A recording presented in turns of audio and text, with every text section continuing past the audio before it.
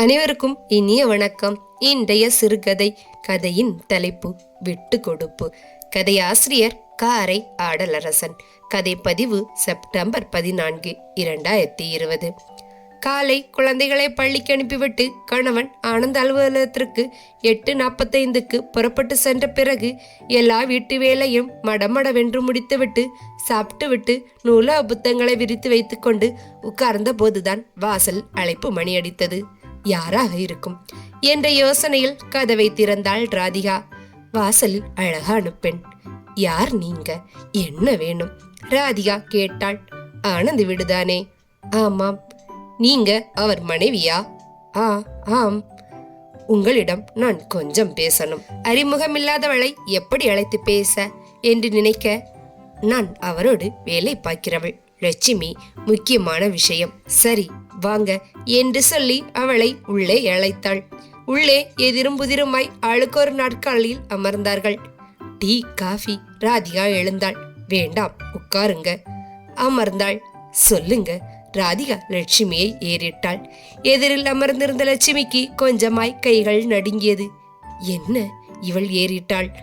இவ்வளோ தூரம் தைரியமா வந்துட்டு இப்போ என்னவோ உங்களை நேர்ல பார்த்ததும் கொஞ்சம் பயம். கொஞ்சம் தண்ணி குடிச்சு ஆஸ்வாசப்படுத்திக்கிட்டு பேசுறீங்களா? வேணாம் மேடம், சொல்லுறேன். செய்தி கேட்ட பிறகு நீங்கள் அதிர்ச்சி ஆத்திரம் கூடாது. காதலா? லட்சுமி வியப்புடனும் திகைப்புடனும் அவளை பார்த்தாள். எப்படி மேடம் இப்படி சரியா சொன்னீங்க? ஆனந்த் சொன்னாரா கேட்டாள். இல்லை பின்ன, எனக்கு அதிர்ச்சி அளிக்கக்கூடிய விஷயம் இது ஒன்னாக தான் இருக்க முடியும். 2 பேரும் ஒரே இடத்தில் ஒன்னா வேலை செய்றீங்க. உங்களுக்குள் இதை தவிர வேறு என்ன இருக்க முடியும்? மேலும் 1 2ன்னு சொல்றது ரொம்ப சுலபம் இல்லையா? வந்த வேலையை சுலபமாக முடிந்தது. அடுத்து என்று லட்சுமி யோசிக்கும் போதுதான், சரி இதுக்கு நான் என்ன செய்யணும் என்று கேட்டு ராதிகாவே விஷயத்திற்கு வந்தாள். உங்க வாழ்க்கையோட என்னையும் சேர்த்துக்கணும். புரியல. அவர் என் கழுத்துல தாலி கட்ட சம்மதிக்கணும். சம்மதிக்கலனா நான் காலம் முழுவதும் இப்படியே கண்ணியா இருப்பேன். பொய். சத்தியமா மேடம், நான் சொன்ன சொல் தவற மாட்டேன். அப்படியா? எத்தனை வருஷமா காதலிக்கீங்க? 1 வருஷமா காதலிக்கிறோம். அவருக்கு திருமணம் ஆச்சுங்கிறது உங்களுக்கு காதலிக்கும் போதே தெரியுமா? சொன்னார். அதுக்கு அப்புறமா நீங்க அவரை காதலிச்சீங்க? ஆமாம். விலகாமை எப்படி இப்படி? தெரிஞ்சு 2-3 நாள் வேணாம். இவரை காதலிக்க கூடாது, இன்னொருத்தி வாழ்க்கையில் இடையில் புகக்கூடாது என்கிற குழப்பத்தில் இருந்தேன். மறுபடியும் குணம் மனத்துல இவர்தான் எனக்கேத்த கணவர்னு தீர்மானிச்சு காதலிச்சேன். அவர் உன்னை காதலிச்சாரா? காதலிக்கலன்னு சொல்ல முடியாது. ஆனா என் மனைவி சம்மதிச்சால்தான் நம்ம திருமணம்னு சொல்லி என்னிடம் பழகினார். இந்த 1 வருஷ காதல் பழக்க வழக்கத்திலே நான் அவரை மறக்க முடியாது. என் குணம் மனத்துக்கு ஏத்தாள். வாழ்ந்தால் அவரோடு தான் வாழ்வேன். இல்ல கண்ணியாய் இருப்பேன்னு சொல்றீங்களே. எங்களுக்கு திருமணமாகி 10 வருஷம் குடித்தனம் நடத்தி 2 பிள்ளைங்களுக்கு தாயாகி இருக்கேன்.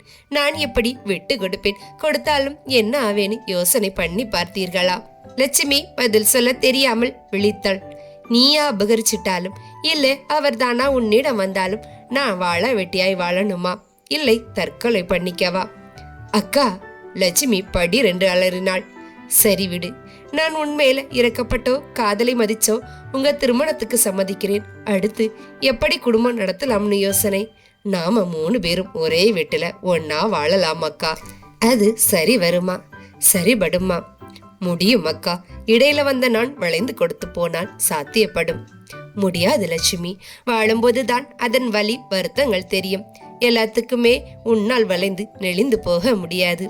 முடியும் அக்கா, கண்டிப்பா அப்படி நடப்பேன். அப்புறம் நீங்களும் என்னை மாதிரி ஒரு பெண் தானே. என் வழி வருத்தம் தெரிந்து அதிகம் கொடுமைப்படுத்த மாட்டீங்க, அனுசரித்து நடப்பீங்க என்கிற நம்பிக்கை எனக்கு இருக்கு. சரி, இவளிடம் இவ்வளவு பேசியும் ஒரு முடிவோடு வந்திருக்கிறாள் என்பது ராதிகாவிற்கு தெளிவாக தெரிந்தது. சரி லட்சுமி, நீ காதல் முறையில் பேசிட்டே, முடிவை சொல்லிட்டே. அவர் என் கணவர் என்கிற முறையில் அவரோடு பேசி கலந்து நாளைக்கு என் முடிவை சொல்கிறேன் என்றாள். சரி அக்கா. அவள் அகன்றாள். ராதிகா கண்களை மூடி நிதானித்தாள். தன் கணவன் ஆனந்த் இவளையே காதலிக்கிறானோ இல்லையோ, ஒரு பெண்ணின் மனதில் ஆழமாய் பாதிப்பை ஏற்படுத்தி இருக்கின்றான். தெள்ள தெளிவாய் புரிந்தது. சரி, ஒருவனுக்கு ஒருத்தி என்று வாழ்ந்த எல்லோரும் எதை சாதித்து விட்டார்கள்? சிவனுக்கு கங்கை பார்வதி, முருகனுக்கு வள்ளி தெய்வ யானை, இப்படி இன்னும் நிறைய தெய்வங்கள். இந்த தெய்வங்களும் தெய்வ விக்கிரகங்களும் எதை போதிக்கின்றன? விட்டு கொடுத்து வாழ்ந்தால் ஒருவருக்கு இருவர் சாத்தியம் என்பதை தானே. பாஞ்சாலி பாண்டவர்களுக்குடன் எப்படி வாழ்ந்தாள்? ஒருத்திக்கு ஒருவன் மாறி ஐவர், அவர்கள் அதிலும் ஆண்கள், எப்படி வாழ்ந்தார்கள்? எல்லோருமே வளைந்து நெளிந்து விட்டு கொடுத்து அனுசரித்து போய்தான் வாழ்ந்தார்கள், வாழ்ந்திருப்பார்கள். ஆக விட்டு கொடுத்து வாழ்ந்தால் எதுவும் சாத்தியம். ராதி அவருக்கு மனம் தெளிவானது. இரவு முதலில் முரண்டு பிடித்த ஆனந்தோடு பேசி சரிபடுத்தி சம்மதம் பெற்ற பிறகுதான் இவளுக்கே தூக்கம் வந்தது. காலை கண் விழித்து பாசை தெளிக்க கதவு திறக்கும் போது காலடியில் நன்றாக மடிக்கப்பட்ட தாள் கதவிடுக்கு வழியே உள்ளே வந்தது. எடுத்து பிரித்தாள். கடிதம். அன்பு அக்காவிற்கு வணக்கம். நான் உங்களிடம் பேசி திரும்பிய பிறகு நிறைய யோசித்தேன். 10 ஆண்டு காலம் மனைவியாக வாழ்ந்த தாங்களே வாழ்க்கையை விட்டு கொடுக்க முன் வரும்போது, ஓராண்டு காதலித்த நான் ஏன் விட்டு கொடுக்க கூடாது, காதலை துறக்க கூடாது தோன்றியது. இது எனக்கு சரியாக முடிவாகவே பட்டது. அதனால் வழிகள் மறந்து மனம் சீக்கிரம் குணமாக பார்வை பழக வழக்கங்களை துண்டிப்பதுதான் சரி.